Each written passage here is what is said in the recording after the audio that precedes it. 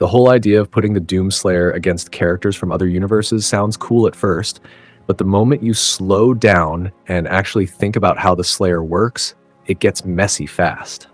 Not because he's weak, not because he isn't powerful, but because his power doesn't function the way people assume it does. The Doomslayer isn't a fixed power level. He's not Superman. He's not Goku. He doesn't just have infinite strength on standby. His power is situational. It depends on what's around him.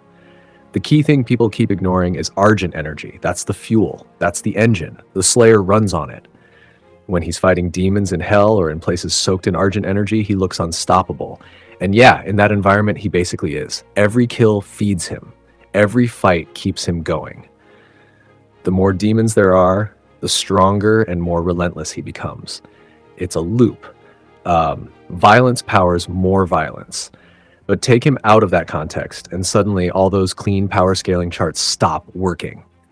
This is exactly why the Slayer's testaments matter so much. People quote them like they prove he's unbeatable, but if you actually read them, they show the opposite. The demons didn't defeat him by being stronger. They didn't outfight him. They wore him down. They kept him fighting long enough that he burned through his Argent reserves. And only after that, only once he was drained, were they able to collapse a temple on him and seal him away. That alone should tell you everything. If the Slayer were just permanently God tier, that would never have worked. The demons wouldn't have needed patience or strategy. But they did, because they figured out the one thing that actually slows him down, making him spend his power. That's why comparing him to characters from other universes is such a headache. Most crossover debates assume a neutral battlefield, no special rules, no environmental advantages, but there is no such thing as a neutral battlefield for the Doomslayer. If there's no Argent energy, no hell presence, no demons to feed off, then he's not operating at his peak. He's running on reserves. And no, that doesn't make him weak. It just makes him finite. People love saying, the Doomslayer would stomp everyone. Maybe. Maybe not. It depends entirely on where the fight happens, how long it lasts, and whether he has access to the thing that actually keeps him going. That's not a flaw in the character. That's what makes him interesting. The Doomslayer isn't meant to be a universal measuring stick for power levels. He's a weapon built for one job, wiping out hell using hell's own energy against it. In that environment, he's unmatched. Outside of it, he's still dangerous as hell, but not magically untouchable. And honestly, I think that makes him better, not worse. He isn't some abstract power fantasy that ignores rules. He works because there are rules. The demons didn't beat him by punching harder. They beat him by understanding how he works. And if even hell had to think tactically to stop him, maybe fans should too before throwing him into every who would win debate like the answer is obvious. And this is where people usually get mad, but it still needs to be said plainly. The Doomslayer simply cannot compete with true top-tier powerhouses like Superman, Goku, or the Hulk on their terms. Not because he's weak, not because he's badly written, but because those characters operate on a completely different kind of power logic. Superman doesn't need a battlefield condition. He doesn't need fuel. His power is passive and constant. Put him anywhere under a yellow sun and he's already operating near max output. Goku is the same story in a different flavor. His entire existence is about escalating beyond limits. He adapts mid-fight, breaks ceilings, and rewrites his own rules through sheer growth. The longer the fight goes, the worse it gets for whoever he's facing. The Hulk?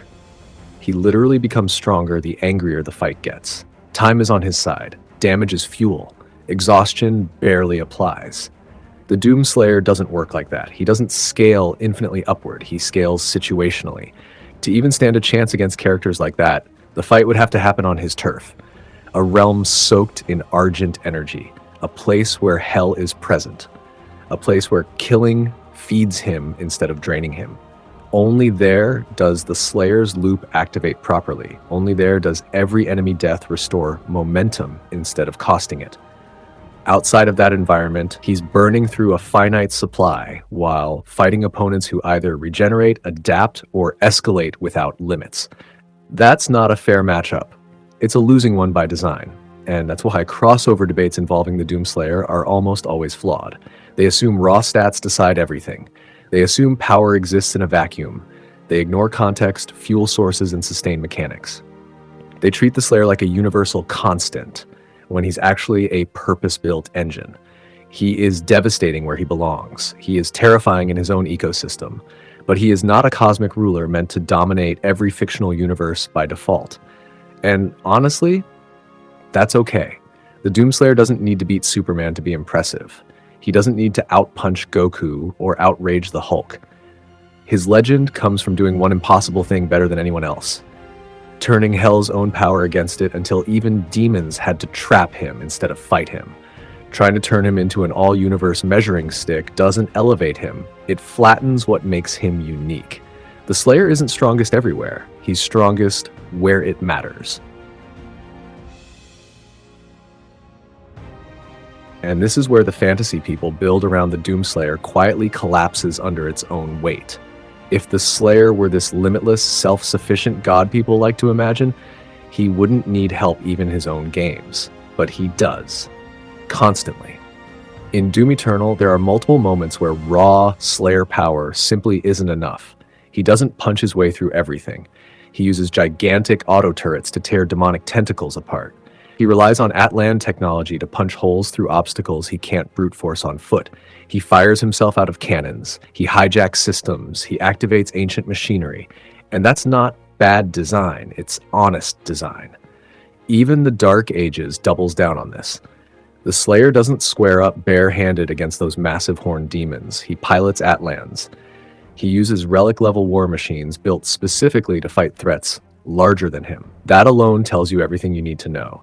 The universe itself acknowledges there are enemies beyond what his personal power can reasonably handle.